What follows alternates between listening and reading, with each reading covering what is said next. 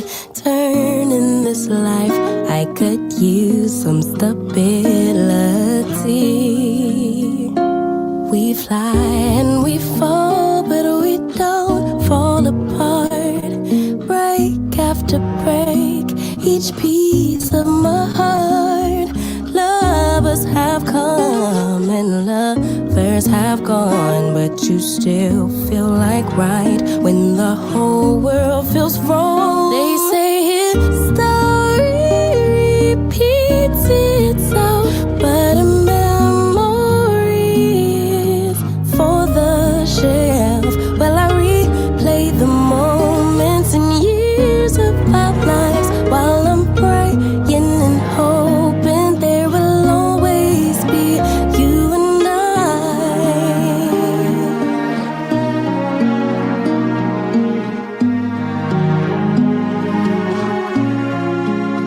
Tell me, how could two people grow? Rearrange and transpose, but it's always the same. I'm attracted to every way. Your mind and your body could ever change. We fly and we fall, but we don't fall apart. Break after break, each piece of my heart. Love.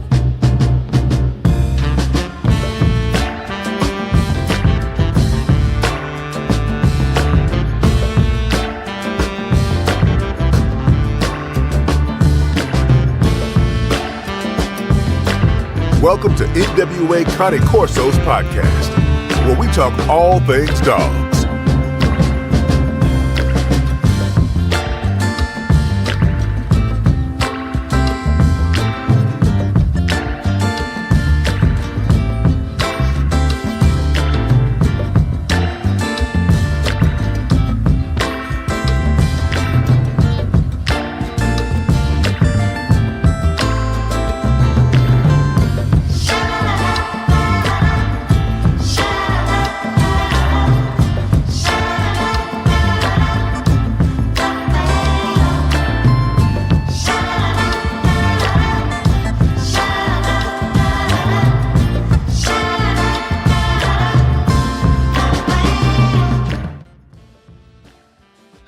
Welcome back to another show, NWA Corsos podcast, where we talk all things dogs.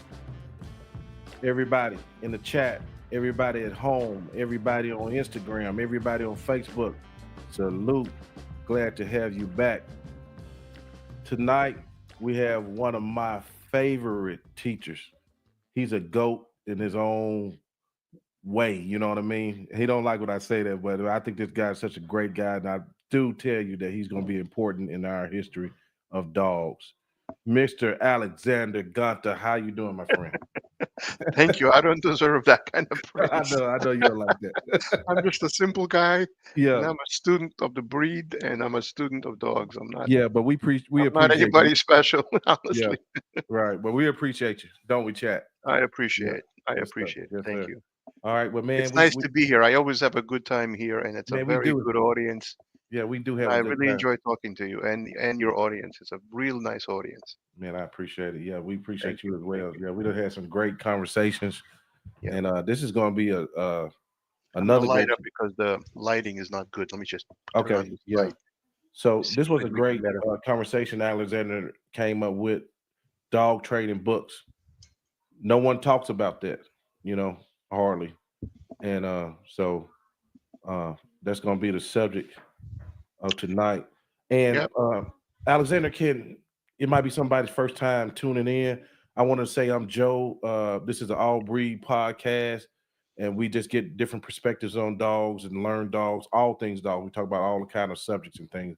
Now, Alexander, can you give them a brief summary on who you are and what you do, sir? Sure, of course. My name is Alex Ganta from Von Ganta House German Shepherds. The name Ganta is part of the name, so it translates to Von from Ganta, my name, house, in German spelling of house, not the English spelling of house.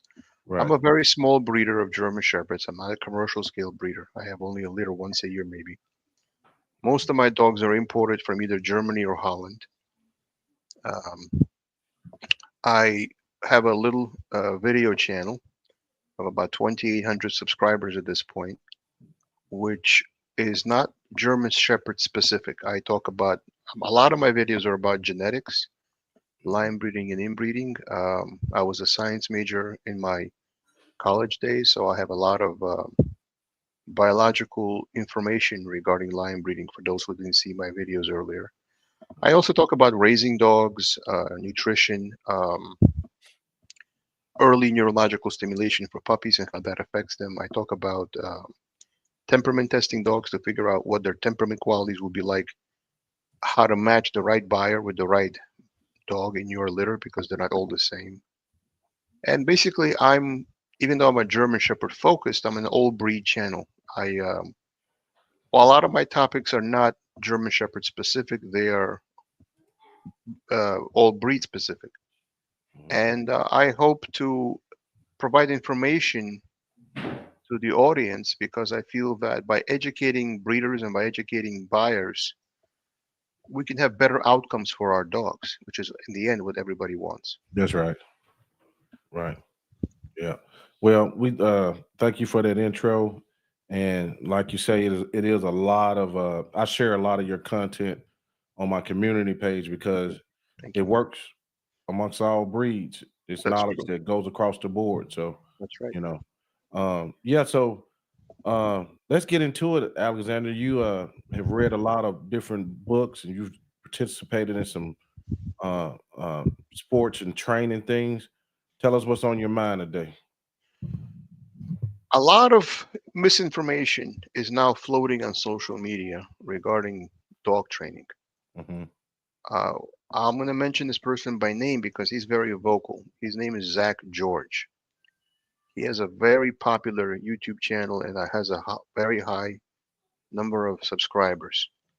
He recently went into a vlog war with another trainer um, who advocates correction and positive reinforcement based methods, whereas Zach George believes in no corrections, no nothing, pure positive training. And he's one of these crowds that I spoke about in my last video, which is very vocal about eliminating all tools, eliminating prong collars, eliminating e-collars, eliminating the word no. You can't say to the dog no. You can't tell the dog no. Stop that. What? Yeah. Watch Oh, his videos. I need Watch to. Yeah. Okay. watch it. Yeah. Yeah. And he was having video after video arguing his point. Then he took on Ivan Balabanov and he started fighting with him. Hmm. The gentleman invited him to his show. He says, "You have a point of view? Come over to my show. We'll talk like gentlemen. We'll do a podcast together. I'll give you the floor. Make your point. I'll give you the floor." He refused to come on Ivan's. Now, for those who don't know Ivan Balabanov, because not everybody here is a German Shepherd person, so I don't know who the audience is and what they, maybe they're a pit bull person and not a German Shepherd person. Hmm. So for those who don't know, Ivan Balabanov was the world champion in the sport, what used to be called Schutzhund, and later now is called IGP. He's the 13-time world champion. He won the world championship 13 times, stood at the podium. He also wrote a book on training dogs. I don't have it in front of me, but it's like this book, Schutzhund. Um, he teaches seminars. He lives in Florida. He is a very, very famous trainer. He started off in Bulgaria, in an Eastern Bloc country, came to America as a kid, and really uh, made his life dogs. It is a passion of his. And he is in the same league, or maybe higher league than Michael Ellis. They're about peers. Hmm. So you're talking about the creme de la creme trainer of trainers. In other Yeah. words, trainers go to him to learn how to be trainers. Right. It's not your Joe Schmo trainer in the Petco over there in the corner. No, Av is the real deal. Yeah. Yeah, Ivan is the, I don't know, he's the goat. Yeah. He is the champion. And for those who know him, he has a YouTube channel and he has a Hmm. lot of discussions. He has a heavy Eastern European accent. Maybe I have a little bit as well, Mm-hmm. because Russian and Bulgarian are close sister languages. But Right. Yeah. I think my English is less accented than his. But he Yeah. has a His heavy, is heavier. Yeah. His is very heavier. heavy Yeah. Bulgarian accent, right? But Uh-huh. it's not a Yeah. Russian accent for those who don't know. It's a Right. Bulgarian accent. Mm-hmm. But Bulgarian is close to Russian as a Slavic language. But anyhow, that's neither here nor there. But Ivan is like, if you can't compete at that level and you don't have the wherewithal to stand on the podium beating out 200 people in the nationals, what are you doing arguing with Ivan?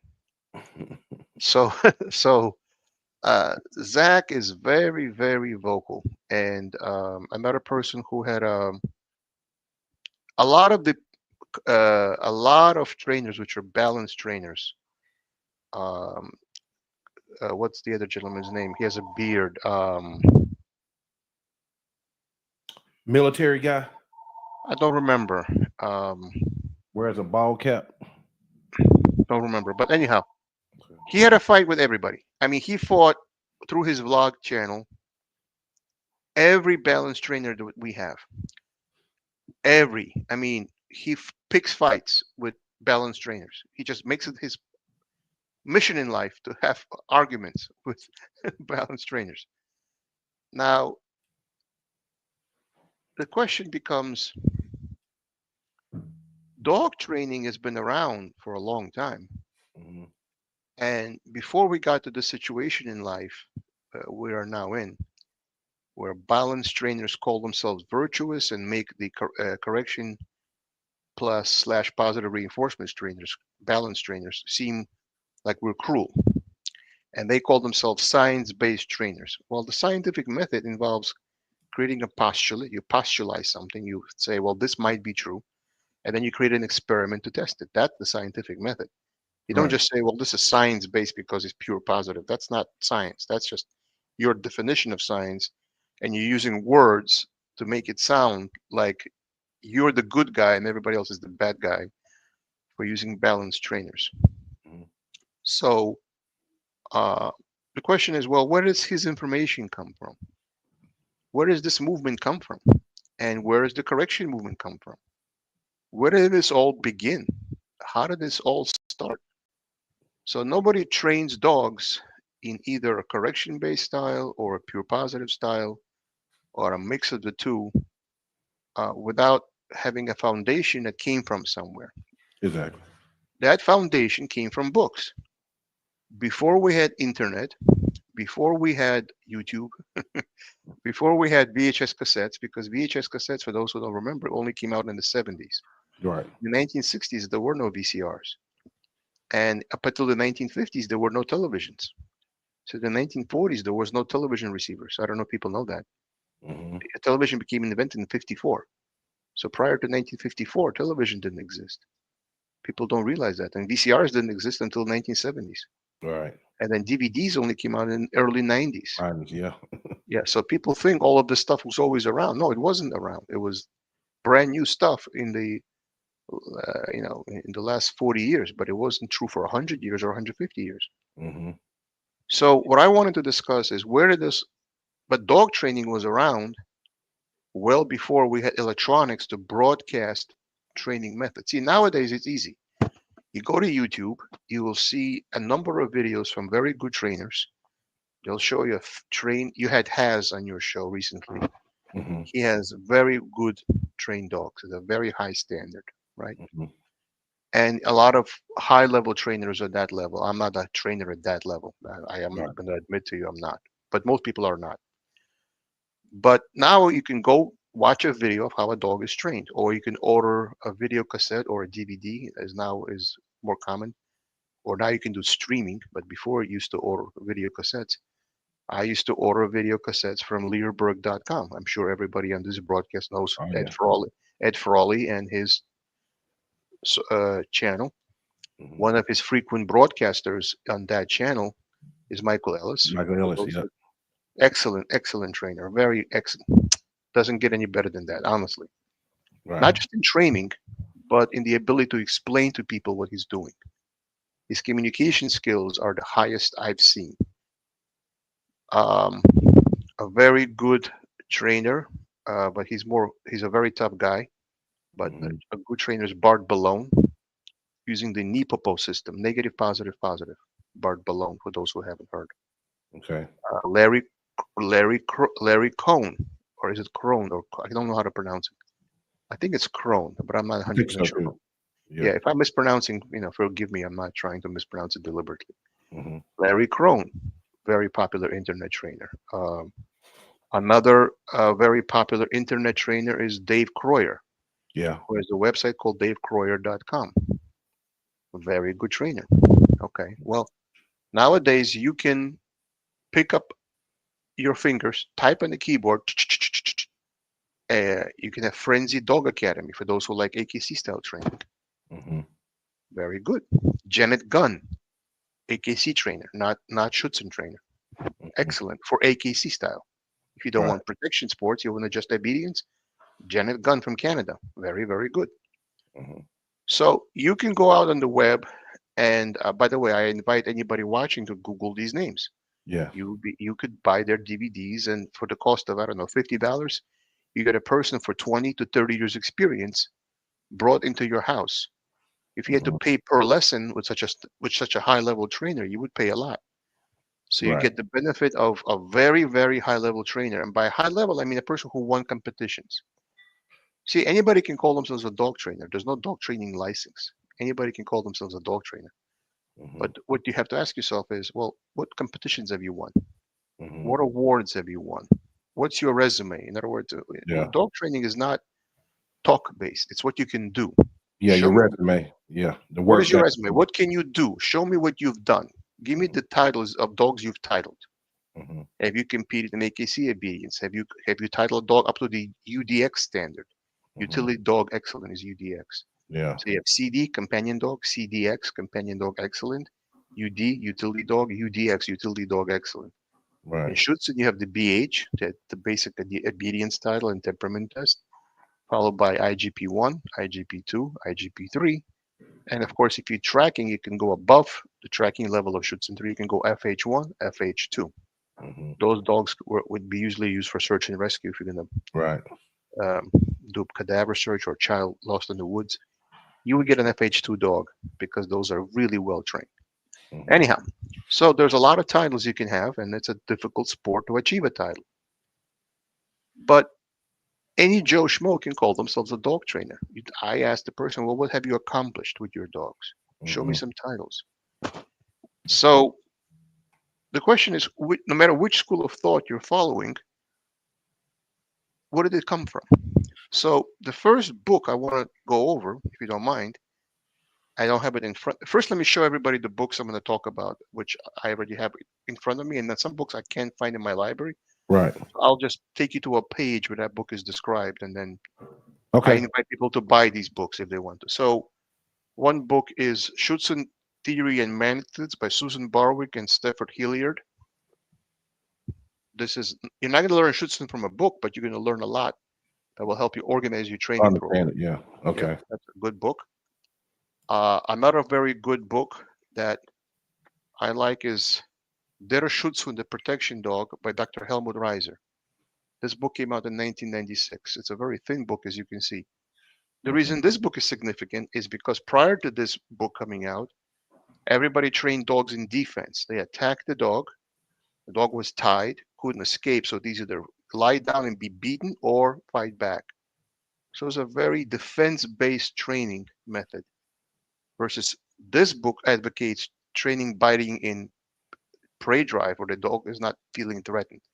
He Right. just bites the sleeve, gets confidence of the mechanics of the bite, learns to fight the man for the sleeve, not to attack the man, but the equipment.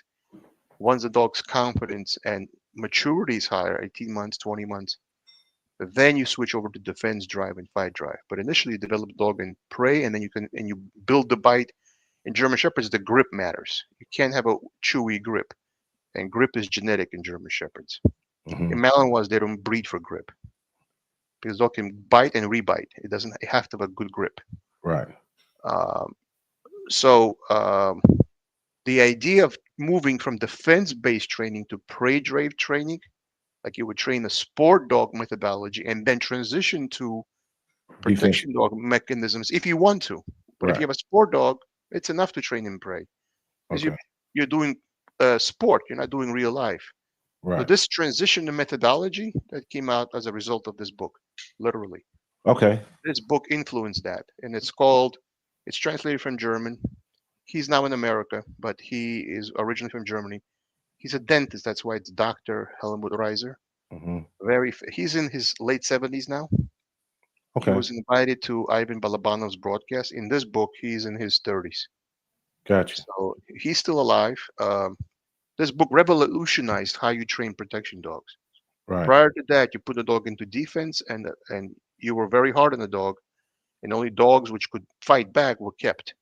Right. It ruined a lot of dogs before we switched to this transitional method. Prior to that, Gotcha. dogs were being hurt. Right. Hey, Um, Alexander, I want to yes, cut you off just for 1 second. I want to right, show a comment that's probably very important right now. This is sure. the Ohio Malinois mom. She says, sending good thoughts to Robert Cabral. He shared that he lost his home in the fires, got out with his wife and two dogs. Oh, I saw I that didn't on know that. Instagram. Yeah, Yeah, Richard. that's the other. That was the man I was talking about in Zach George, Robert Cabral. Right, right. Mr. Cabral, Mr. condolences on Cabral, you. Yeah. more power to you, sir. Stay Yes, safe. sir. Yes, sir. And Yes, I know sir. you're Jewish like me, so Mm. Baruch Hashem, as they Yes, say. sir. God Yes, bless. sir. Thank you, Soul Power, Yeah, aka. yeah. So, Okay. so God bless you. So, yeah, Zach George was fighting with Robert Cabral. Right, Video right. after video after video. Uh-huh. It was sickening to watch. I'm like, he was Hmm. lying to argue for the sake of arguing. That's why it annoyed me. So, anyhow, let Hmm. me just share more books. Okay. One book, of course, I invite everybody to read who's a student of Hmm. biology is Charles Darwin, Theory of Evolution, because you can't Yeah, talk about developing and changing animals in response to nature or genetic pressure or our selection pressure that's true. unless you understand the mechanisms of genetics, which comes from Charles Darwin. That's so true, Alexander. Yeah. Can't talk about it without that. Hmm. Of course, if you're raising a puppy, this is still a very good book. The Art of Raising a Puppy by the Monks of New Ski. Hmm. Still a very good practical book. A book I'm gonna switch screen to show the name of the book because I don't have it in front of me. So I'm gonna just show you on a page, and because I can't find it. So I'm gonna share Okay. my screen and show you the book name. 1 second, please. Present. You have no slides? No, that's not what I'm trying to do. I don't Share see it yet. screen. Share Okay. screen. Ah, I see it. Okay. Okay. So I'm gonna just go them one by one. Okay. So this gentleman, Konrad Most, I want you to memorize this name. I'm gonna write this down. That's a Conrad. book by Mr. Konrad Most. I'll explain what his significance is, but I just want to put the list Oh, out first. yeah, Yes, go that's ahead. a bad boy. Yeah. Konrad Most is a 50 years of dog training came from him and his theories. Hmm. Yeah. So before anybody else wrote a book on dog training, he wrote a book in 1910. Yes, It sir. doesn't go back. He wrote a book before World War One. Hmm. Now he was German. He organized the uh, German Shepherd training system in Germany, and he established a state-owned breeding program. He created a program for police dog training in Germany.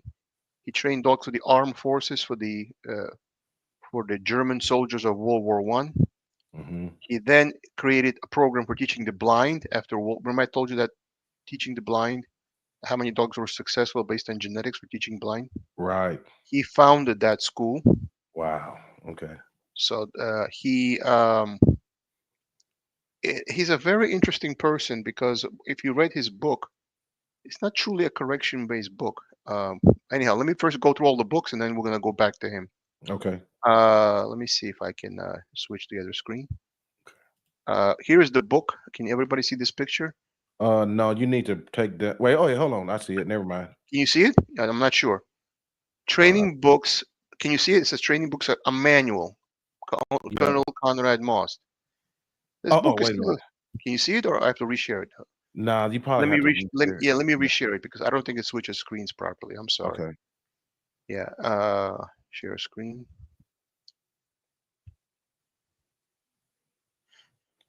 Thanks for everybody for tuning in tonight.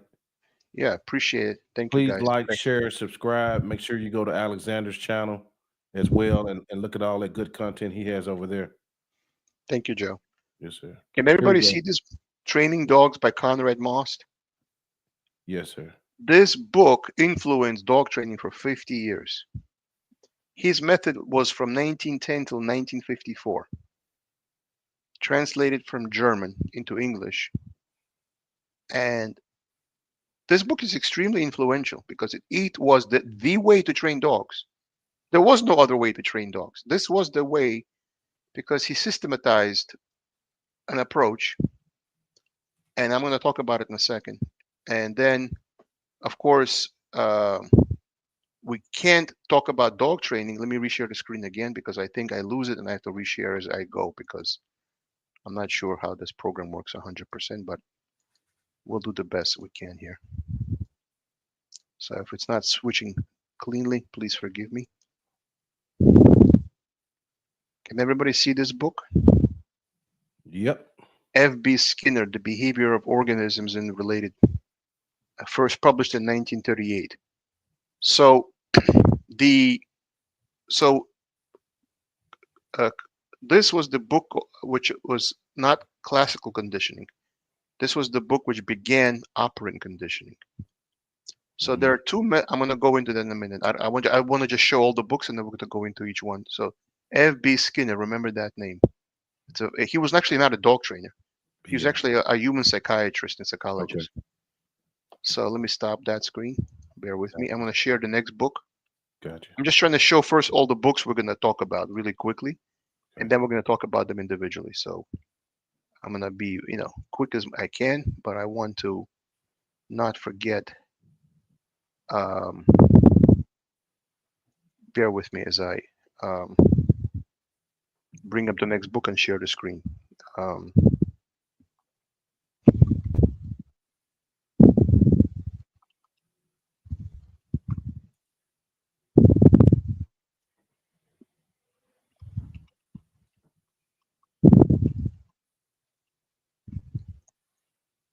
Okay, so let me share the screen again.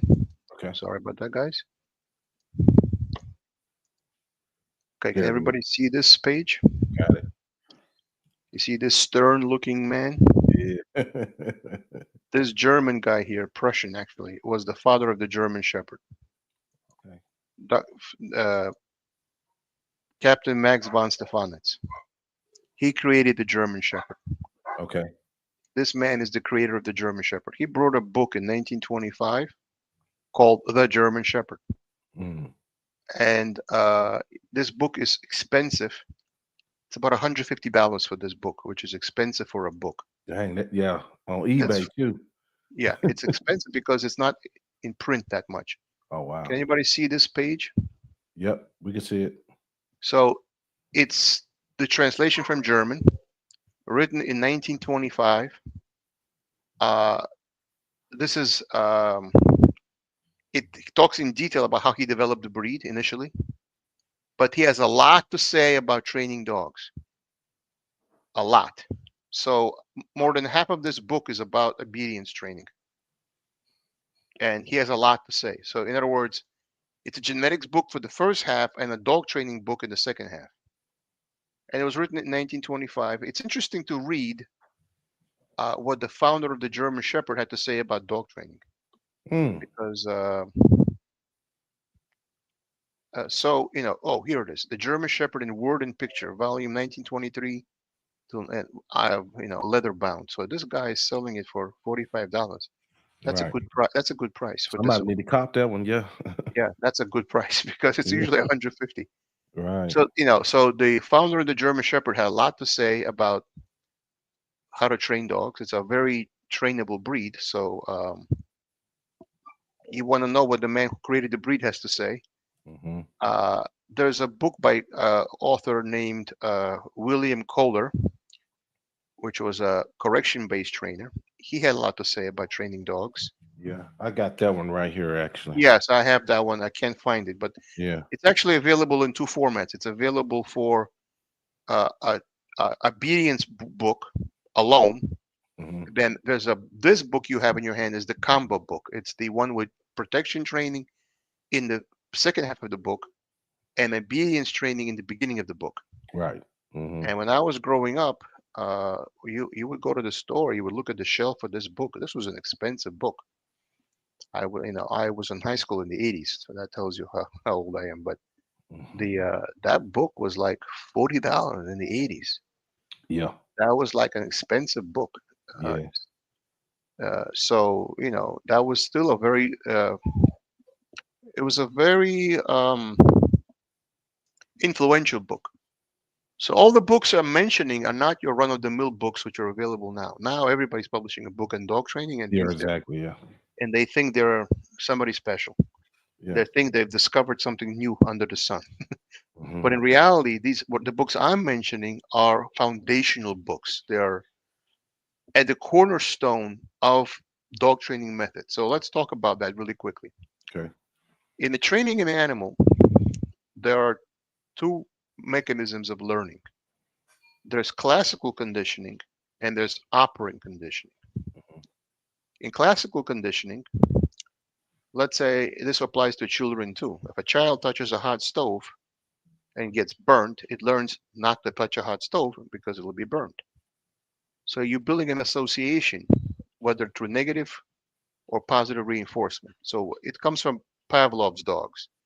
Every time he brought food, they rang a bell, and the dogs would start to salivate, anticipating food when they heard that bell. So Hmm. basically, a classical conditioning is building an association. It's saying if I say sit and I give you a piece of food, every time you do the sit command, you get a piece of food. Or I tell you down, in German, Platz. You know, I give you a Platz command, you're gonna go down and you're gonna get a piece of food. So Hmm. it's building. It's basically classical conditioning is building an association between a behavior and a reward or a negative consequence. Hmm. And dogs were trained with classical conditioning for the longest. They're still trained with classical conditioning, but not until the work of F.B. Skinner came around was there a new way of training dogs called operant conditioning. Hmm. Now, who's F.B. Skinner? F.B. Skinner was a psychologist who created a model called the operant model. This model holds that if I reward a behavior over and over and over, it is likely to be repeated. Hmm. So if I, for example, I'm your teacher in school and you turn in a homework assignment on time, and I give you a piece of chocolate every time you turn in a homework assignment, you're going to turn in your homework assignment on time because I Yeah. give you a piece of chocolate every time you turn in your homework assignment on time. Now, Right. how is that different from classical conditioning? Classical conditioning is that it happens immediately. There's no Right. anticipation of reward, there's the association of a reward. But he also holds a different view, and that is he treats animals and humans as a black box.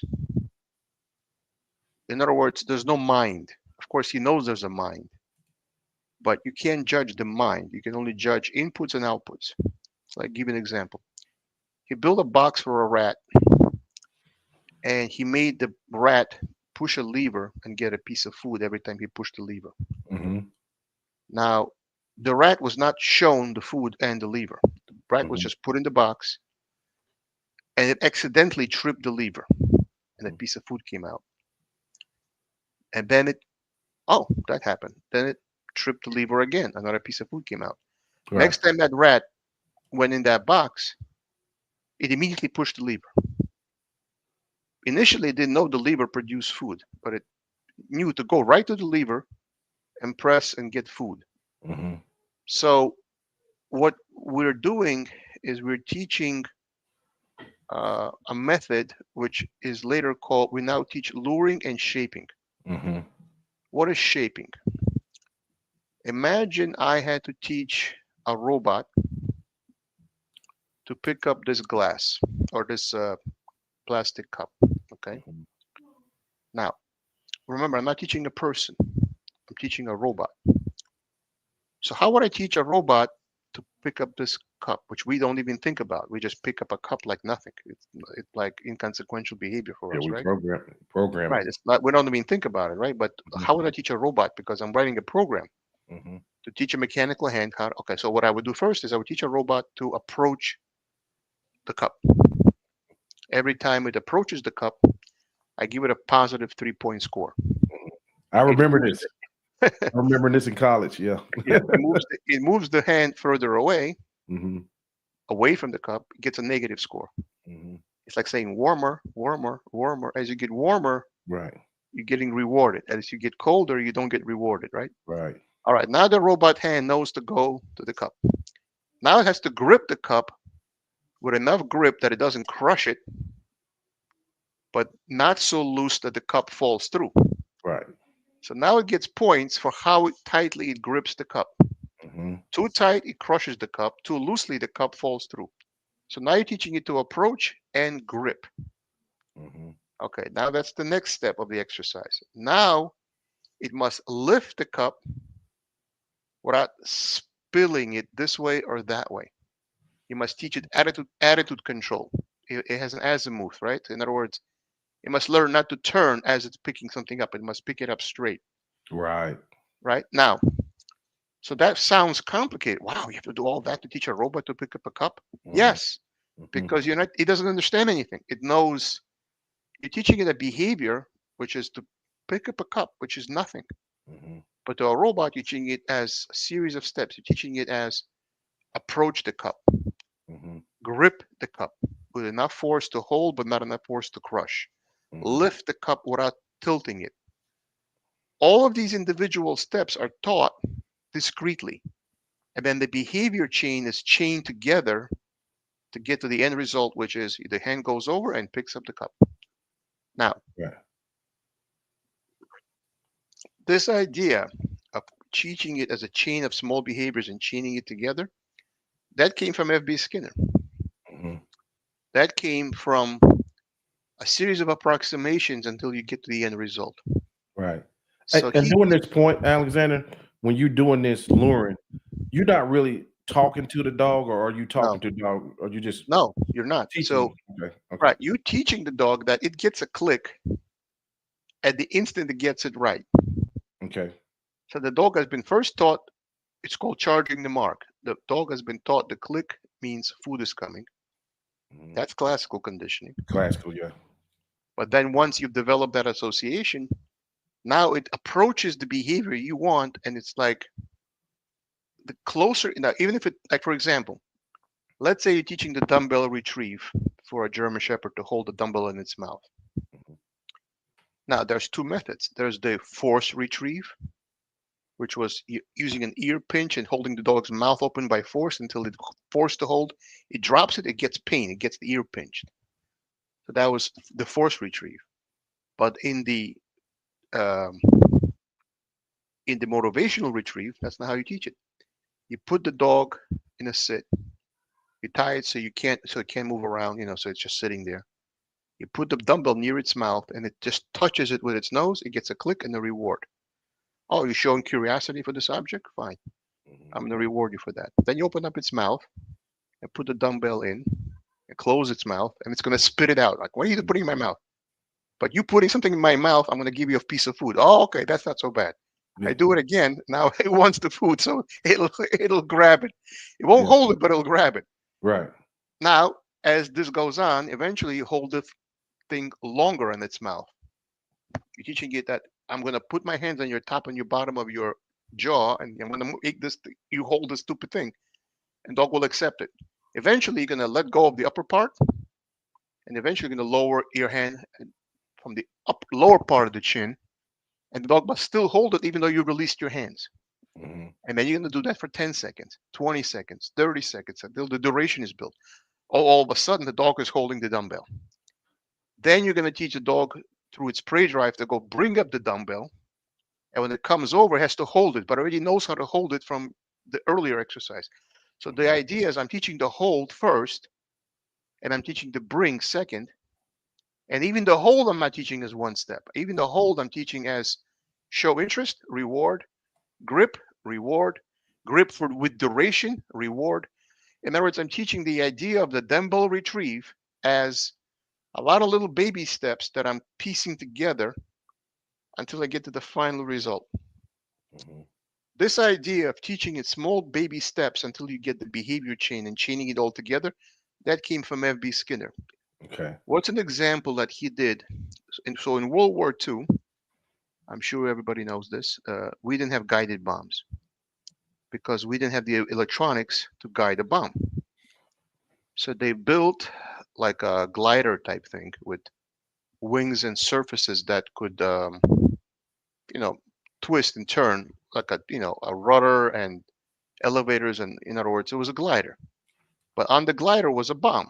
Now, to make the bomb dropped and not hit the target, you just wasted men's lives, which flew to a target location, and they're getting shot with anti-aircraft fire from underground. The enemy is shooting that aircraft with cannons.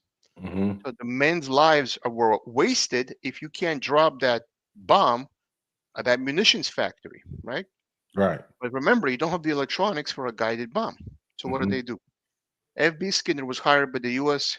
Air Force, and he taught a pigeon to peck a crosshair. Peck, peck, peck, peck, peck, peck, peck. Every time the pigeon pecked on the center of the crosshairs, it would get a food reward. Then they put the pigeon inside the bomb. I'm telling you, this is really real. Yeah.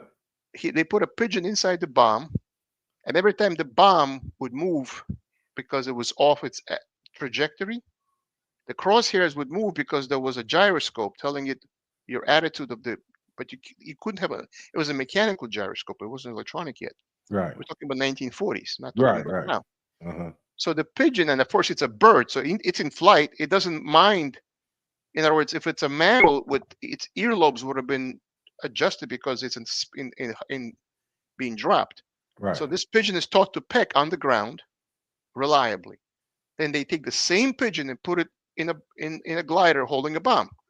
And the pigeon pecking at the crosshairs got the bomb on target and not to waste the bomb or the men flying over enemy airspace. Wow. So Yeah. F.B. Skinner used pigeons and classic Mm. and operant conditioning Yeah. to land bombs against the Nazis. Wow. That's crazy. Yeah. Yeah. Now, Yeah. another thing, we may not like to hear it, but this happened with the Soviets. They would teach a dog to run under a tank, Hmm. and the underbelly of a tank is where you could explode a tank. They taught Mm. dogs to run under tanks and lie down. Mm. They would repeat this over and over. Finally, on the day of the dog needed to be deployed. One second, I'm on the phone. Finally, the day the dog needed to be deployed, the poor dog would run under a tank as it's been trained, but now it's wearing a bomb vest, and they would explode the dog along with the tank. Guess where Wow. they got the idea of how to train dogs to lie under a tank? Where's that? F.B. Skinner. Wow. That's nuts. What about dolphins, which is he's most known for, which would swim up to a submarine and place a magnetic bomb on a submarine, and they were trained to swim next to a submarine, and every time they got a submarine, they got a piece of fish, and they have to come up for air and get fish because it's a mammal, it's not a fish. Right. So dolphins were taught to attach a bomb to a submarine. Well, guess what? That bomb didn't explode in practice. It was just a magnetic Yeah. cup device. But on the day they needed the enemy submarine exploded, they would explode the dolphin with the bomb to explode the enemy submarine. Wow. Wow. F.B. Skinner. That's crazy. That's crazy. But true. Yeah. So The so history. yeah, so he trained birds, dolphins, rats using what became known as operant conditioning. Hmm. Now, of course, he was able to demonstrate to the US Army his theory works. Now, that's the sad part of some of his training, but the good part is he was able to show that there are four quadrants in training a dog. You have. Can you hold on 1 second? I have a lot of Yeah, barking. I'm gonna yeah, one yeah. second. Go ahead. Yeah, we good. I Yeah, apologize. 1 second. it's all right. What's up, Chad? Glad y'all can make it. Alexander dropping those bombs tonight on he he's a wealth of knowledge. Y'all don't hear him over the phone.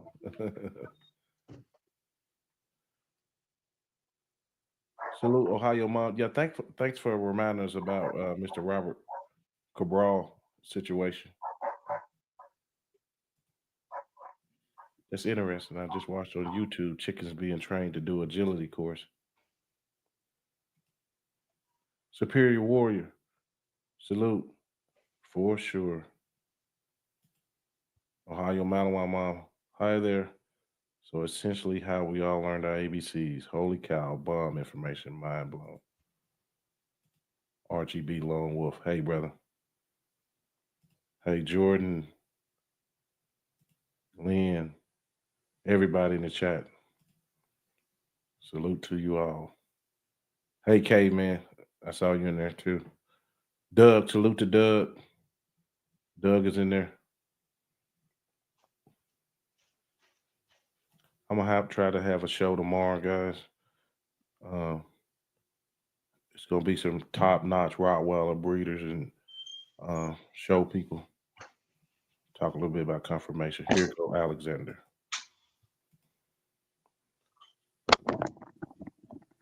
Sorry, guys. That's what happens when you have dogs. Yep. When you're a dog breeder, you don't have vacations and you can't have 5 minutes peace. You have to always Yeah. take care of the dogs. That's one thing I got to figure. I got to figure out how to get a vacation. I figure we'd take little mini weekends, but it's very hard to get a You vacation. have to maybe pay for boarding situation somewhere else. But if you have a lot of dogs, maybe just have a person babysit your house.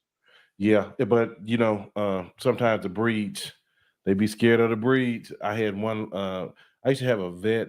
My vet assistant used to do it, but she moved deeper into Missouri. I was like, God. Yeah, Yeah, yeah. People don't realize breeders can't take vacations. yeah, yeah, for real. Yeah, yeah. So getting back to FB Skinner, FB Skinner developed what's called the operant conditioning model. Now, in this model, there are 4 quadrants. You have plus R, minus R, plus P, minus P. People, what does that mean? Minus R is punishment. Now, punishment does not mean like we think in human beings. I'm going to hit you. No, it's just a term for, it's positive and negative reinforcement. So Mm. the withholding of a reward is punishment. That's minus R, meaning I didn't actually give you a correction, but I withheld the reward. Okay. So withholding a reward is minus R. Uh-huh. Giving a correction with a prong collar or an e-collar is plus R. Plus R. Okay. So they're both punishment, but in one case I'm withholding a reward, which is considered punishment, Hmm. and in one case I'm administrating a correction, which is also punishment. Hmm. So withholding a reward is considered punishment. Now, if I use spatial pressure to push the dog back, like I'm teaching it to walk back in the Right. backup command, using spatial pressure, that's punishment. I'm imposing my space on you. Now, Right. so people use the word punishment, but they don't understand. It's not negative in that you're hurting the animal. It's Hmm. anything negative, anything. Like I'm saying Right. to the dog, no, stop that. That's punishment. Hmm. Now, so the word punishment is not to be used in a way we understand the word punishment as Hmm.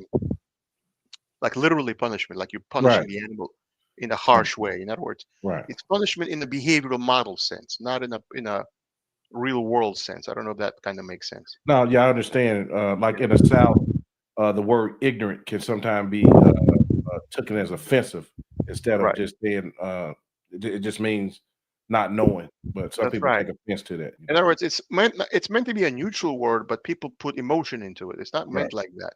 Yes, right. And now you have positive R and minus R. What does that mean? There's a concept in called primary reinforcers and secondary reinforcers. Hmm. People says, what? I'll give you an example. 2 examples. In my breed, which is a high drive breed, well, I breed working lines, not show lines. So the working lines are high drive. The show lines are couch potatoes. So that's a whole different story. But we're talking about the working German Shepherd, not the showline German Shepherd. Right. You can still find some working examples, but primarily not. Primarily, they're mostly show dogs. But anyhow, so these dogs are usually trained with a prey object as a reward. I use a ball and a string, and I use a game of exchange. I give you one ball in exchange for the other ball. That's how we get the out command. Now, if I'm teaching focus healing, I put the ball under my armpit and the dog's attention is to the ball, but it looks like he's looking at your face. But really, he's looking at the ball, which is acting as a lure. Now, initially, I teach that way and I build the behavior until it becomes repeated often enough that it becomes on cue. In other words, it becomes automatic. Right. That's again FB Skinner. If you repeat a behavior often enough, you get a dopamine rush, and the behavior becomes desirable, and you constantly rewarded for that behavior. That means the odds of you repeating that behavior grow higher and higher the more often the behavior is practiced. The same thing with a child. Sometimes a child seeks negative attention just to get attention, because negative attention is better than no attention. No attention. Yeah. Now, as the parents work with that child and they constantly yell at him for doing something wrong, but they never give him any positive feedback, they always yell at him for something to do it. Otherwise, the child is being ignored. Okay, well, the child will definitely misbehave because it thinks I'm bad, and it grows up with that psychology. So negative attention is better than no attention. So again, a behavior which is repeated is likely to become a habit. In other words, if you do something 4 or 5 times in a row, every time the same way, it can become a habit. That's the idea of FB Skinner. A behavior which is repeated, can be repeated over and over, it becomes on cue as a habit. In other words, the behavior of looking up as I'm healing becomes a habit because it was reinforced for over a year in training. The dog looking up like this as it's healing becomes natural for the dog, which is an unnatural behavior. So the idea is that behavior can be predicted if it's done often enough and rewarded. Let me say that again. Behavior can become predictable if it's repeated often enough and is rewarded. Gotcha. Right. Now, so let's say I now have to break the dog from having the ball under my arm because I can't do it in a trial, but I must still reward the dog. Now I'm making the dog walk and I have the ball on my side of my body and I'm twisting it like a propeller. You know what I mean? Mm-hmm. And the dog must pay attention to me even though it really wants that ball. Mm-hmm. Now it's a secondary reinforcer. When I release you from the primary behavior, you'll go get your reward. Or I put the ball on the field, on the grass. Now you must give me attention to my face. Now the ball is not near me under my arm. It's over there in the grass. The dog knows it's on the grass. Mm-hmm. So I get the behavior I want out of you, which is looking up as you're healing, but then you can go get your reward. So you're switching it from being a primary reinforcer, which acts as a lure for the behavior, to being a secondary reinforcer, because I can't have it near me in a trial. Or there's the concept of level of reward. For example, in most working German Shepherds, the bite is the biggest reward. That's what they live for. They're like, I want that bite sleeve, right? They're really like amped up to get it. Now, the bite sleeve is a bigger reward than a ball on the string, because although they both invoke prey drive, the ball on the string is play prey drive, but the bite sleeve is prey drive / aggression drive. Which is the higher reward, the bite or the play with a ball? The bite. Mm-hmm. So if you looked at one of my videos on my channel, you see a dog named Ike, and his owner, Mr. Izzy, elderly gentleman, holds a bite pillow in his arms as he's healing the dog. I'm like, why are you using a bite pillow? It's because this dog loves to bite. Mm-hmm. So his primary reinforcer is to get, once the obedience routine is over, he gives him the sleeve, he tugs with him with that bite pillow. Mm-hmm. While he's doing the routine, there's also a ball in the field, acting as a secondary reinforcer. Eventually, he doesn't use the bite pillow anymore because you can't do that in a trial. Mm-hmm. But he always still rewards the dog with the secondary reinforcer, which is on the field, which is a bite toy, a Yeah. ball on the string. Right. So there's the idea of a primary reinforcer of higher value and a secondary reinforcer of lower value. The idea of 2 levels of reinforcers versus 1, Mhm. F.B. Skinner. Wow. Okay. So the idea of using primary and secondary reinforcers, F.B. Skinner. The idea of doing a behavior chain to teach a more complex behavior through a series of approximations, F.B. Skinner. Mm, All these ideas of how to train came from F.B. Skinner. mhm. Now, that brings me back 50 years in time to Konrad Most. Even though he lived and wrote his book in 1910, remember World War I started in 1914 and ended 1918.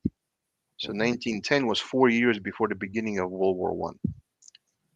Now, even though F.B. Skinner wasn't around and wouldn't write his book until 36 years later, Konrad Most, the German, Prussian, Germany wasn't reunited as a country until the beginning of the 20th century. So you had Bavaria as a kingdom, Prussia as a kingdom, you had Mhm. German kingdoms, but they were not one country.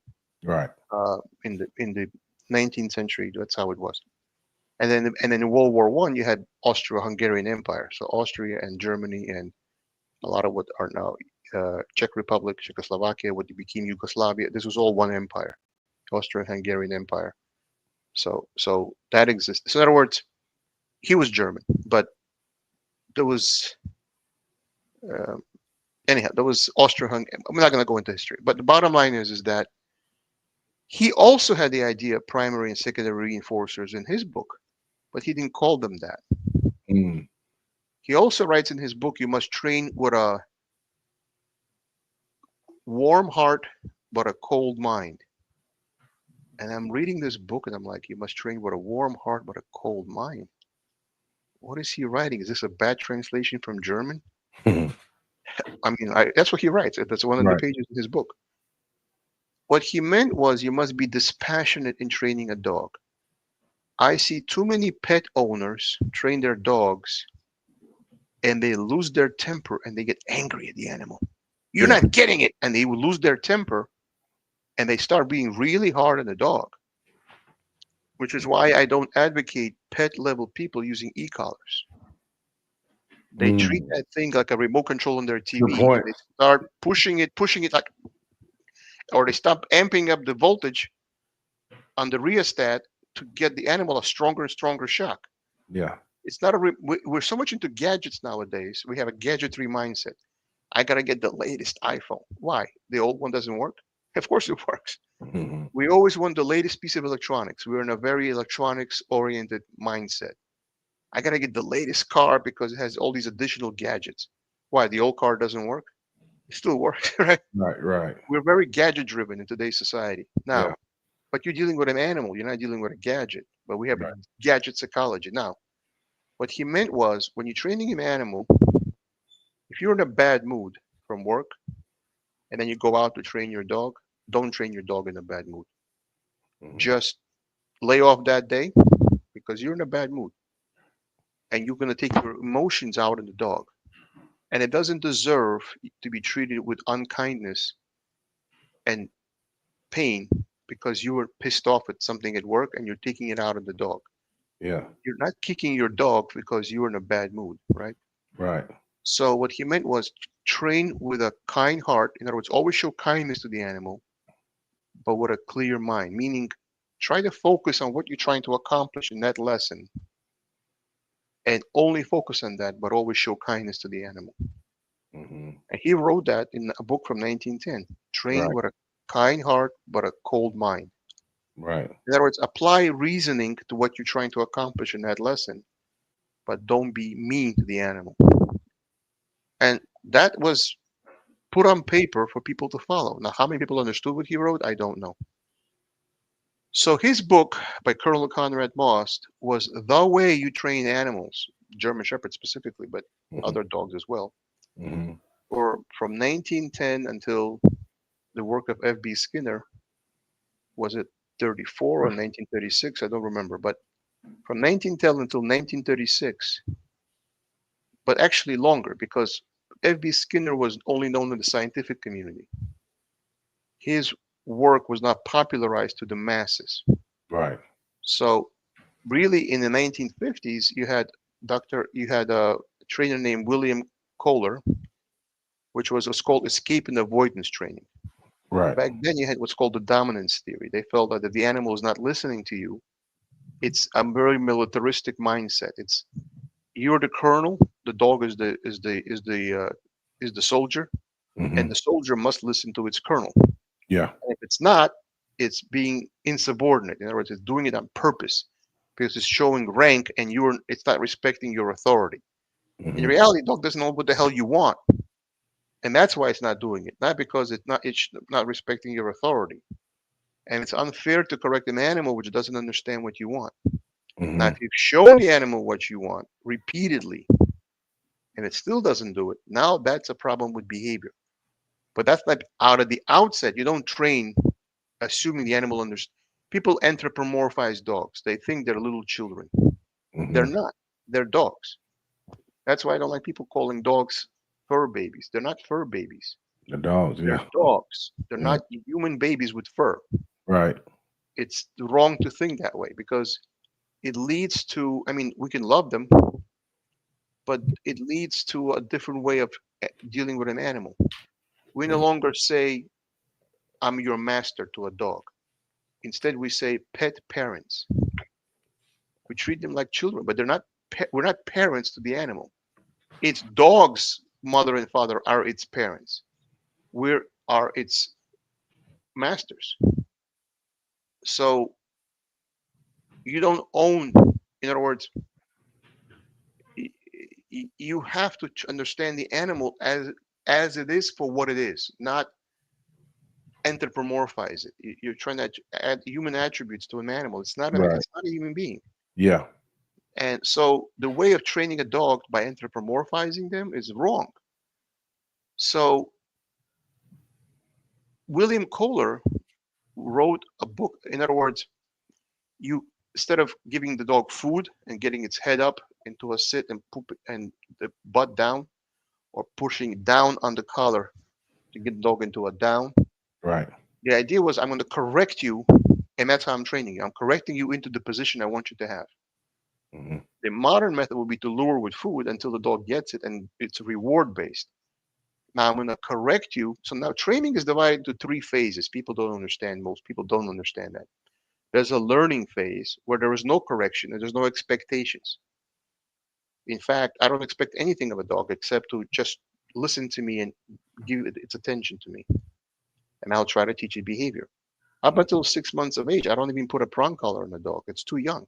Right. And even at 6 months, it depends on the size of the dog. It might need a prong collar because of the strength of the dog, but Right. I don't put a prong collar on a dog before 6, 7 months of age. It don't make sense. It does. Yeah. They're too small to understand Yeah. what you want now, and they psychologically need to grow up. The bottom line is there's a learning phase where you're just teaching through induction and repetition.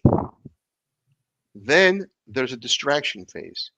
Now the behavior you taught in your kitchen with no distractions around you, now you're teaching it in a park because dogs don't generalize. They don't understand that if I teach the word sit in a kitchen, it's the same exact command in a park or in the flower shop or in the grocery store.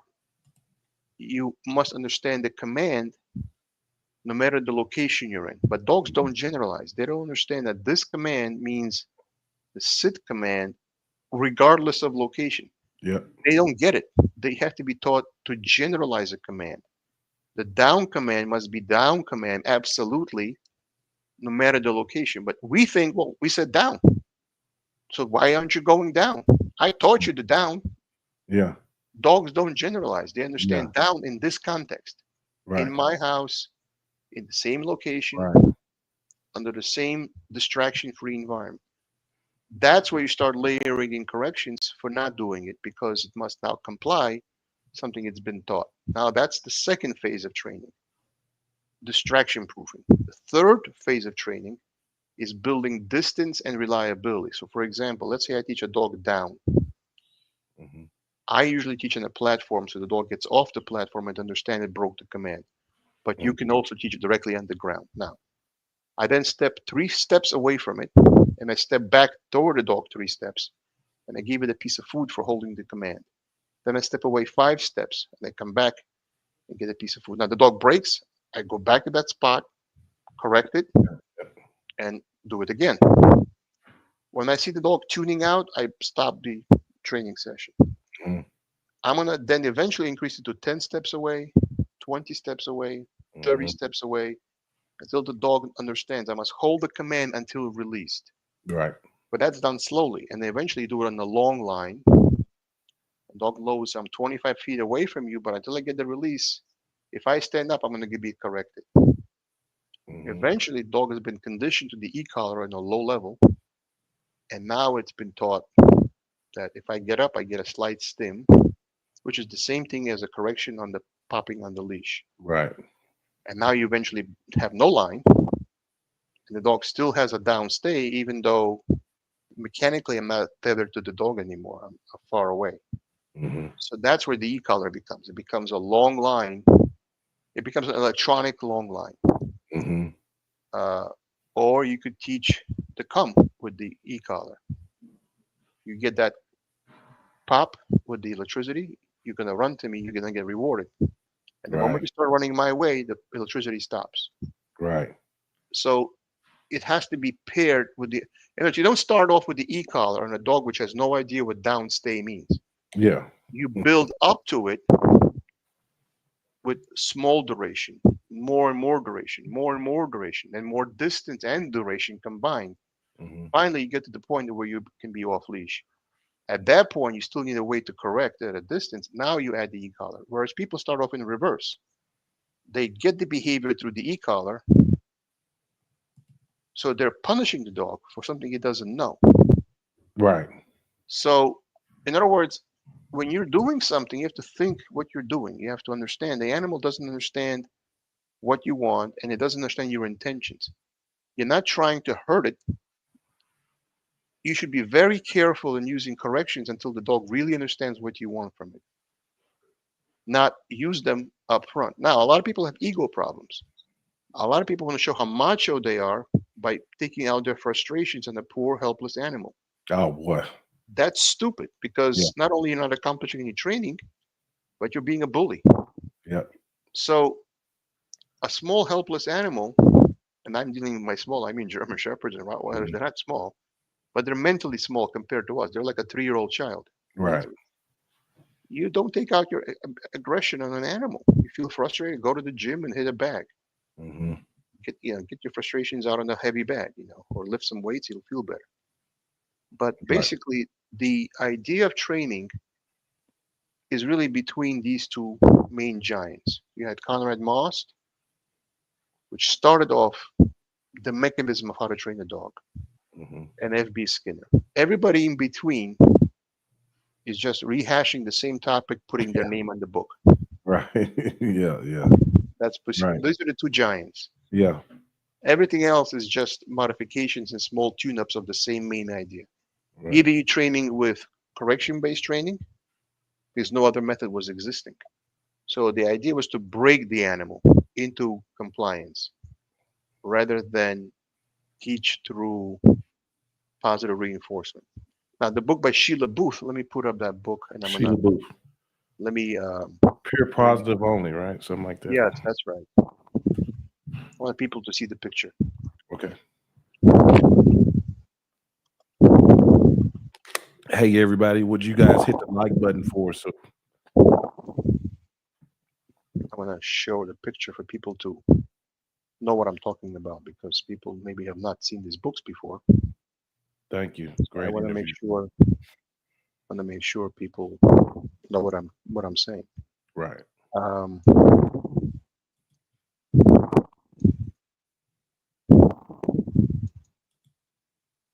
Okay. Let me know, Joe, if everybody can see the screen. I got it. I'm gonna pull it up now. Yeah, here we go. I'm bringing up the picture of the cover of the book. That's a Mhm. little small. Let me see if I can get a bigger picture. Can everybody see this picture of a German Shepherd that says pure positive training? Yep, we see it really Or good. not? I'm not sure if it comes because it's not by itself. It's a lot of other stuff on the screen. Yeah, we see the images of Sheila Booth pure positive training and Right. Okay. Now, so around the 1980s is when um, people started switching from correction-based training, which was given by um, uh, William Koehler, who is the king of correction-based training. His book is not based on Konrad Most. Konrad Most advocated rewards and corrections, not corrections only. Koehler was very militaristic. He was very heavily correction-based training. mhm, He was very heavily into dominance-based theory, that if the dog fails to comply, it's because it's disobeying you because it wants to show dominance to you. Now, a lot of people still train this way. They train based on dominance theory. It's been disproven. Not that dominance doesn't exist between members of a pack. I'm not saying that. right. But that's not the basis of training a dog. In other words, yes, there is dominance in dogs. There's definitely a pecking structure in a wolf pack. There's the alpha wolf and the alpha female. There is a hierarchy in birds, dogs. That's how nature works. But that's not the basis of training an animal. So as we left the 70s and 60s and 50s, we started adopting more positive based techniques. And Sheila Booth, a book written in the early 90s, was Mhm, one of the pioneers of positive only training. mhm. And she uses something called the Premack principle. She's heavy on that word, the Premack principle. Okay. Her book is based on the idea of preemption. In other words, let's say you get a puppy home, which most people do. I'm sorry. And and the puppy doesn't know how to behave. So what is the puppy gonna do? Well, like any puppy will explore its territory. So what is it gonna do? It's gonna chew your shoes. It's gonna chew your sweater. It's gonna chew your couch. Right? That's what it's gonna do. I mean, it's a Mhm. puppy. Yeah. Now, what if you put the puppy in a playpen when you can't pay attention to it, and then you go about cooking lunch or cooking dinner, and you give the puppy toys. You rotate the toys every 3 days, and then when you can pay attention, you pay attention to the puppy. And when you can't, it goes in the playpen. Now, you prevented bad behavior. That's the Premack principle. So her idea of training dogs was you prevent behavior which you know will happen ahead of time. It's much easier to prevent bad behavior and prevent it from becoming a habit than to fix it after it has become already a habit. Right. That is the main part of her book. Okay. I mean, she teaches the down, the stand. She teaches all the basics in her book, Mhm. but those are commands. But most people don't have a problem with commands. Like dogs counter surfing for food and stealing from the countertops. That's not the Mm. sit down or come command. That's the dog Right. misbehaving. Yeah. Or the dog chewing your shoes or chewing your favorite leather couch. That's nothing to do with the sit down and come. That's a dog misbehaving in terms of being in the house. So by preventing formation of bad habits, the dog will not develop bad habits. Now, how to do that? Like for example, how do you prevent the dog from pulling you out the door as you walk out, so you almost trip and break your neck? Mhm, That's in her book. How to make a dog enter the doorway neatly and nicely and mhm. not pull you, and how to enter the house without pulling you in. You have to stand in the door, do it. I do that with my dogs. Wait, wait, and the dog then enters until it's Right. given a release. Mhm, So the idea of building behavior without punishment but through prevention, that's a big part of her book. mhm. Now, after her book was released, this was before we had these Nazis of no corrections, don't you dare use any corrections. Now, she doesn't advocate for prong collars or e-collars in her book. She's actually against it, but she's not like a vocal crazy about it. In other words, she would prevent it if possible to use a correction. There was no e-collars when that book was written, or they Right. were very primitive. uh, there was mostly prong collars and choke chains. But the bottom line is, if you can prevent using a prong collar and a choke chain by conditioning the positive behavior you want and preventing negative behavior, then you don't need to give corrections because you've prevented bad behavior in the first place. So a lot of that book is about prevention. So, and of course, when we get to Schutzhund, you get the books like this, which show what kind of behavior and how to build the behavior slowly over time. See, a lot of people expect instant results. I deal sometimes with customers hiring me as a trainer. I do board and train. I don't do lesson by lesson. Um, and they want very quick results because time is money. So they'll go to a trainer which charges a fee for 2 weeks because that's all they can afford. Mm-hmm. And they want very quick results. Well, remember, if you're going to guarantee certain results in only 2 weeks, the dog is not even used to you in the first week. It has to trust you and build a relationship with you first. And Mm-hmm. then you teach it something, right? So that first Yep. week is just just a hello week as far as the Right. dog is concerned. Why should I listen to you? You're not my master. I don't know you. Or why should I listen to you? That's true. So the dog is like giving a lot of corrections with a lot of force using the e-collar to break it in order to make it behave. Whereas I am not in a hurry to teach my dogs. I take my time and I build a relationship and I build a relationship of trust and I do positive reinforcement. Now, once I get to a certain point, I add corrections. Mm-hmm. My way is longer and slower, but it's less harsh. Right.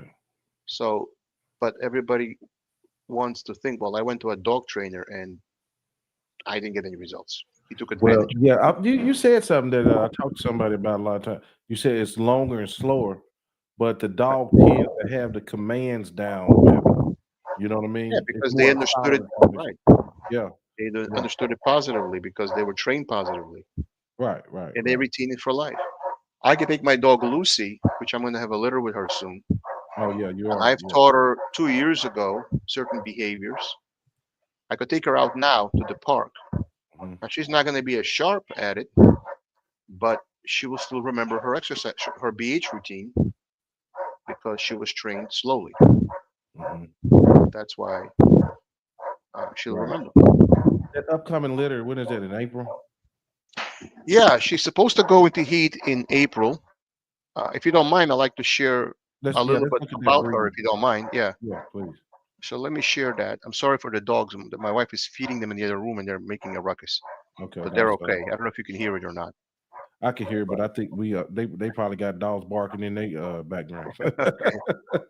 So let me explain. So this dog here, Karl van Brandenburg, it says SG, sehr gut, or very good in German. KMPV PH1, Polithund 1, KMPV PH2, Polithund 2, and KMPV Object B Walking, Object Guarding, and KKL1, Core Class 1. That's a structural, in other words, his anatomical structure is top notch. So there's KKL2, which is acceptable for breeding, and there's KKL1, highly recommended for breeding.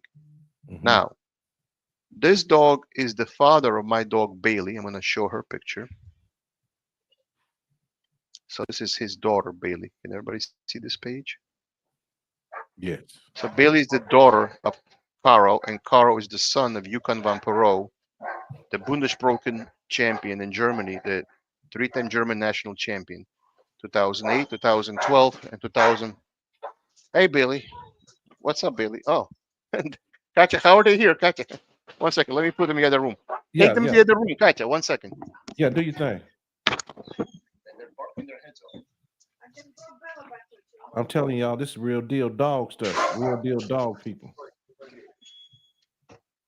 Man, I just got some really good news. We're doing a show tomorrow at 5:30, guys. Sorry, guys. My wife was taking them, and they walked into this room, and they're a little noisy. Anyhow, Oh, yeah. so she was called Bika in Holland, and I renamed her to Bailey when she arrived in the U.S. So Bailey goes through Caro and goes back to Yukon. Now, my dog Jake, when he was alive,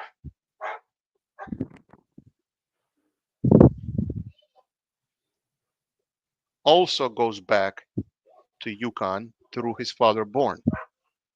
So Born is the half brother of Carl. In other words, Jake is the father of Lucy, and via Born he goes back to Yukon.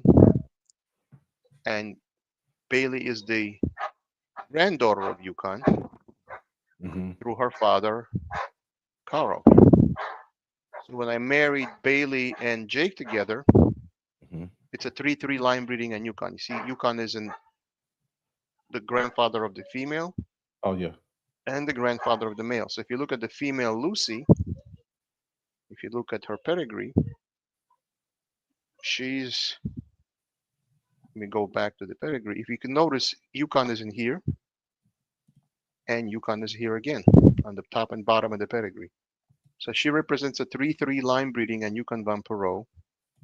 And her grandfather is Caro, her great grandfather is Yukon. Now, I have frozen semen from a dog named Uno van Voltenhoven, which is in Holland. This is a picture of him when he was 10 months old. And he's the great grandson of Carl. So when I partner Lucy with Uno, this is Uno, we're going to create a line breeding on, notice Uno's, so Rochi van Voltenhoven is his father. Nora van Voltenhoven is his grandmother. And Nora's father was Carl. Carl was right here. You see that? Yes. So Carl is the great grandfather of Uno, but the grandfather of Lucy. This is called a 4-3 line breeding. In other words, 18% of all the genes will be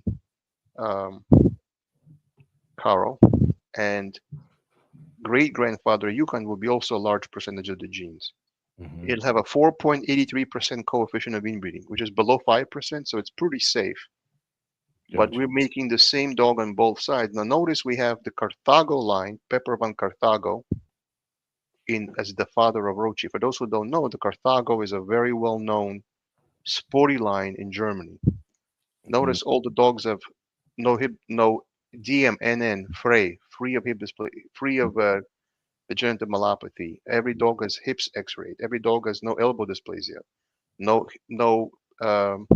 degenerative myelopathy. In other words, they're genetically tested up and down the wazoo. Excellent. So these dogs come guaranteed in terms of hips and elbows, guaranteed in terms of hip dysplasia.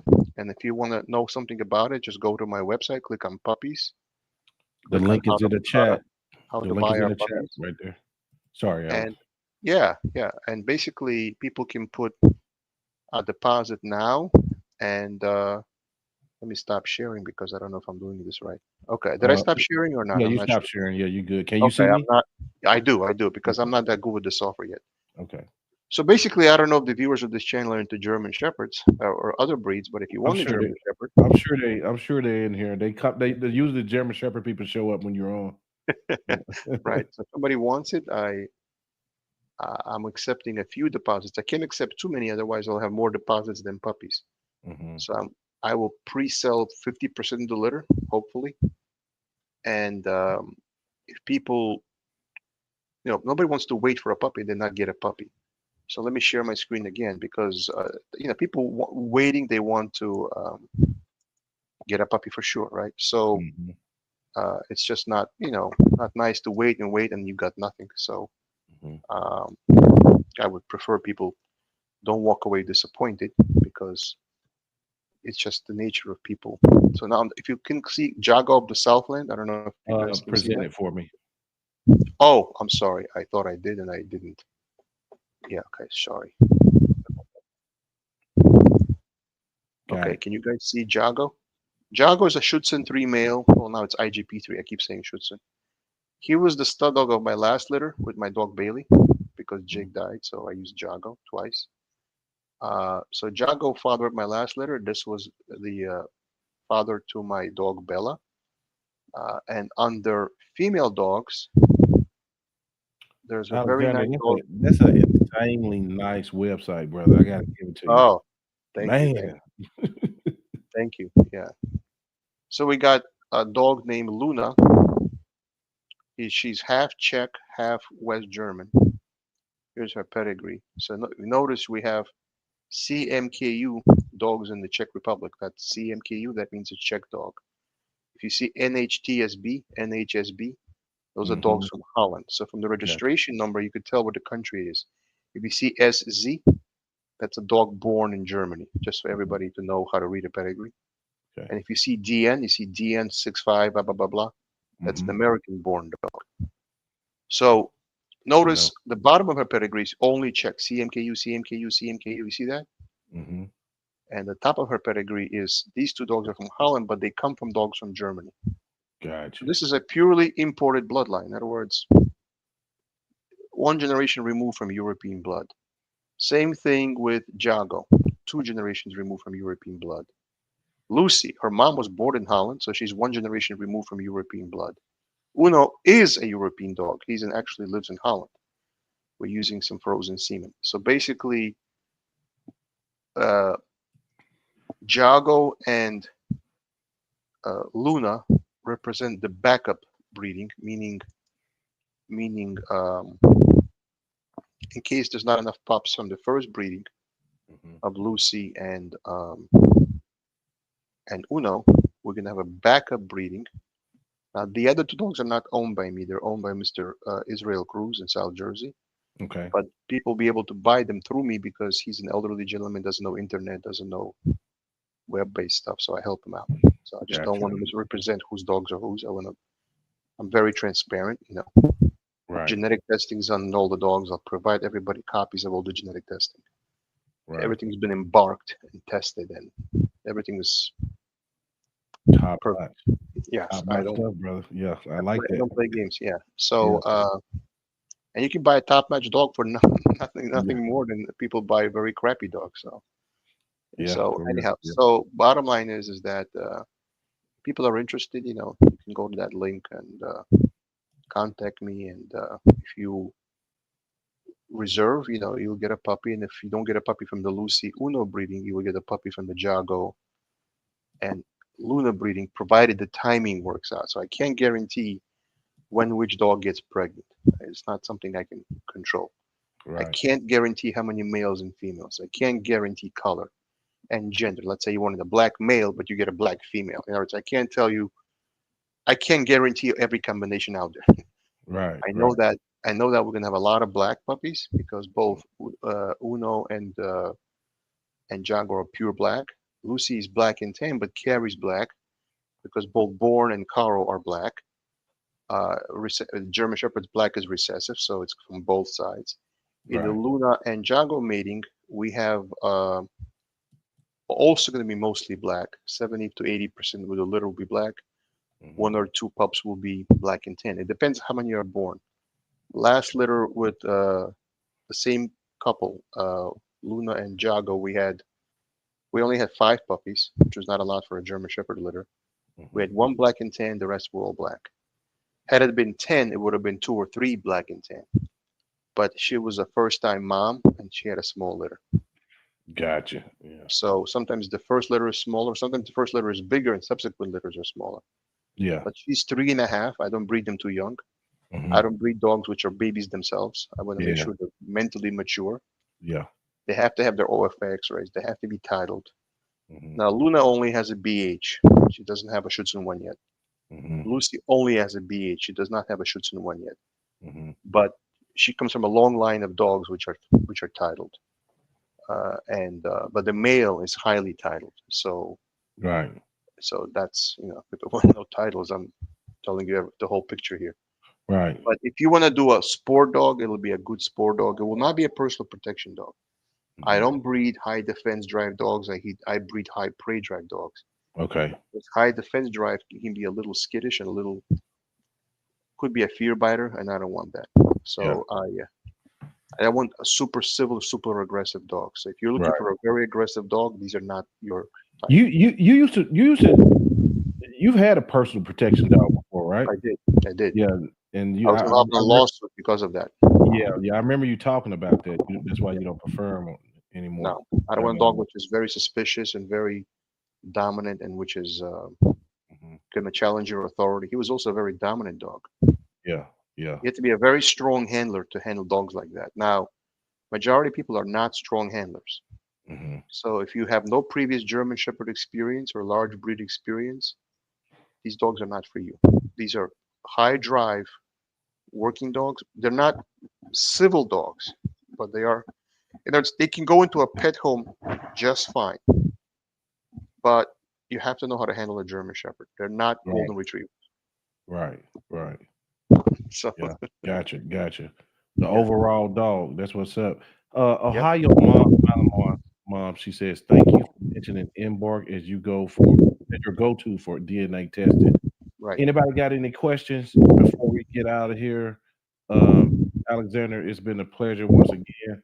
Thank you. Um, man, it was just every time he It surprised flows y'all. by, right? Yeah. Yeah, I just want to summarize the whole thing. So basically, we Okay. talked about books on training, both obedience and protection. We talked about the two methods of association and learning. We talked about um, um, the Pavlov response, classical conditioning, and we talked about operant conditioning. Hmm. We talked about F.B. Skinner as the father of operant conditioning. A lot Hmm. of people call it clicker training. So the Karen Pryor Academy, I don't know if you heard that name. No. She's now old, but she sells franchises teaching with her style of training, which is clicker training. Okay. She doesn't advocate any corrections, but a lot of people who want a resource for how to train a dog, they're pretty reputable. The Karen Pryor Academy, and she's a student of F.B. Skinner. She's 78 now, or almost Okay. 80, or almost 81. So when she was a young girl, she learned from F.B. Skinner. So the Let me ask Karen you this. Pryor Academy was a well-known school. Right, right.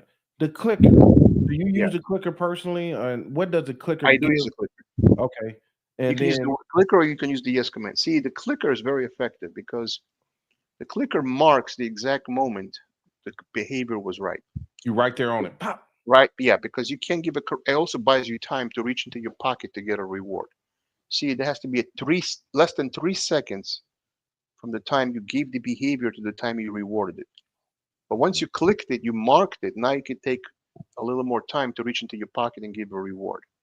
It Right. buys you time. That's number one. Number two, it buys you. Um, I'll give you an example. I find that Malinois are very literal learners as opposed to German Shepherds. For example, let's say you're standing in the upright position. The dog has to learn what's called the basic position, which is next to your left leg, looking up at you like this, full attention to your face.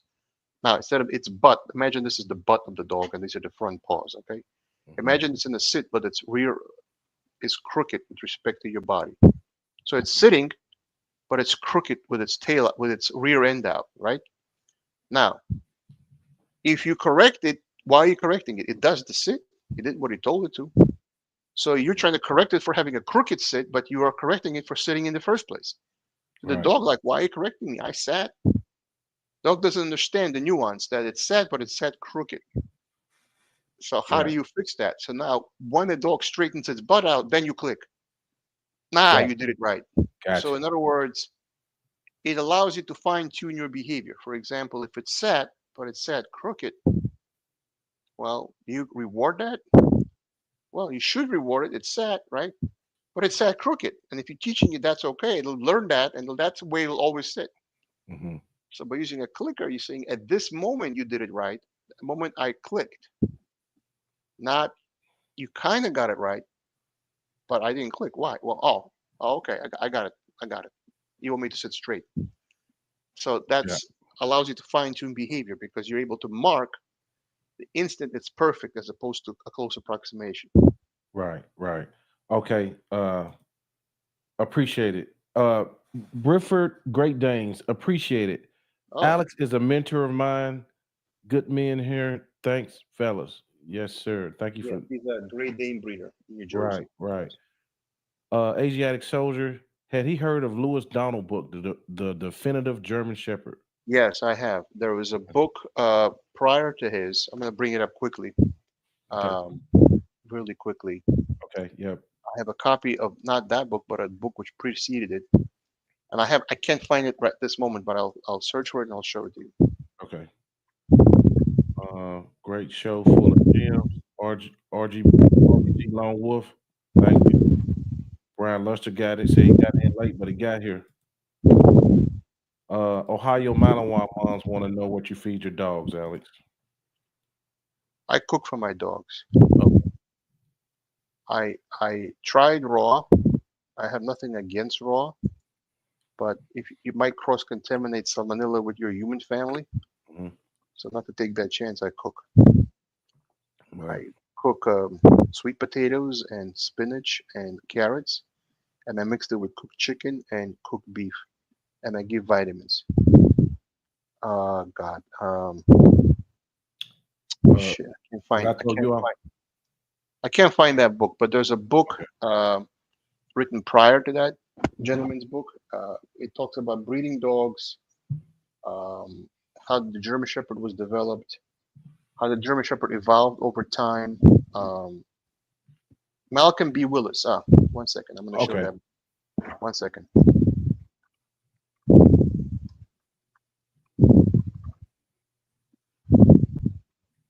Malcolm B. Willis. Yes, this is the man. I'm going to share my screen really quickly, guys. Okay. All right. Yeah, we So know when you Lewis gotta get out Donald, of I have nothing against Lewis Donald. I mean, he did here. a great Present. service to the dog world. Let me present it. Hold on, so people can see.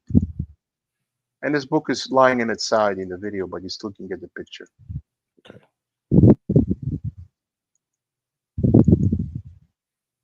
Okay, I'm going to share my screen. Can everybody see this? Yes, sir. Okay, the author Malcolm B. Willis. This book is about $45. It's pretty affordable. The other book is a little bit more like 5 times the price, which is kind of pricey for a book, in my opinion, but doesn't take anything away from the book. But I'm just, talking here. But this book is very good. So if you want to read a same concept, but get almost the same information, but a little bit less expensive. This book is written in 1992, and that's a revised edition. Write down this author, Malcolm B. Willis. So this book is very similar, but it's earlier to Lewis Donald's book because it came out 20 to 25 years sooner. Gotcha. And Gotcha. some of the information in the other person's book came from this book. And I Right. think he's a friend of his. I think he knows Malcolm B. Willis. Okay. Malcolm B. Willis is old now, but Lewis Donald's book is fantastic. But if you're on a budget, Malcolm B. Willis's book is a little bit cheaper. One last question. One last Yeah. question. Why embark over wisdom panel? So that's a good question. So Embark gives you a couple of advantages. When you're doing Embark, you want to know about diseases, which you're trying to avoid breeding a carrier to a carrier. So it gives you help in breeding decisions, not to partner two carriers. It also gives you the COI, the coefficient of inbreeding. And if you don't have a pure breed, you want to know what you have. If it's not pure breed, it'll tell you that as well. So in one test, you're accomplishing three things. You're accomplishing diseases, coefficient of inbreeding, and purity of blood, all in one shot. Whereas the other test is all about diseases, but not about the other two things. That's right. That's right. So it's better for decision making in making breeding decisions. That's right. That's my opinion. Maybe I'm wrong. Right. Alex, I'm gonna let you go because I know you gotta go as I do. Man, we appreciate you once again. Thank you. I hope Everybody- people found this useful. I mean, people don't read books nowadays. People just go online. And you Right. have the Google machine and it tells you anything you want to hear. But I do think people can still benefit from reading these books. Mhm. Yeah. There's a Yes. lot to be gained still going back to books. There really is. Right. Because you made a good point about people. It's the main books, some main old classic information. People Right. taking the information, condensing it down, and just throwing a new book. When you got these main books, you can get These are everything. these are the stewards of the entire idea. In other words, it's like, who would you rather talk to? The general who wrote the plan, Right. or some guy in the corner, a janitor who overheard the conversation? Right. Right. You know what I mean? Kind of like that. Right. Right. Okay. All right, man. Like I said, everybody, thank y'all for tuning in. Go to Alexander's channel and go. He got a ton of good information over there. Go visit his channel. And if you stop by, just go in the comments and say, man, thank you. seeing you on NWA. Thank you. We got to start thanking these guys. He don't charge me no money. Maybe we should start getting a donation or something for him. But but anyway, I'll see you guys tomorrow at 5:30. That's gonna be a crazy show tomorrow with some top notch. I'm talking about top of the clock Rottweiler show dog men and they're breeders and they've been in the wild. They're very knowledgeable. That's Terry Cornish, that's Quinn Brumfield, and that's our brother Anthony Forte tomorrow, 5:30 CST. All right, Awesome. Miss Patricia. I'll watch it too. Yep. Okay. All right. Thank you, guys. sir. Pleasure. All right. Thank you, guys. Have a nice evening and a good weekend. Thank you, everybody.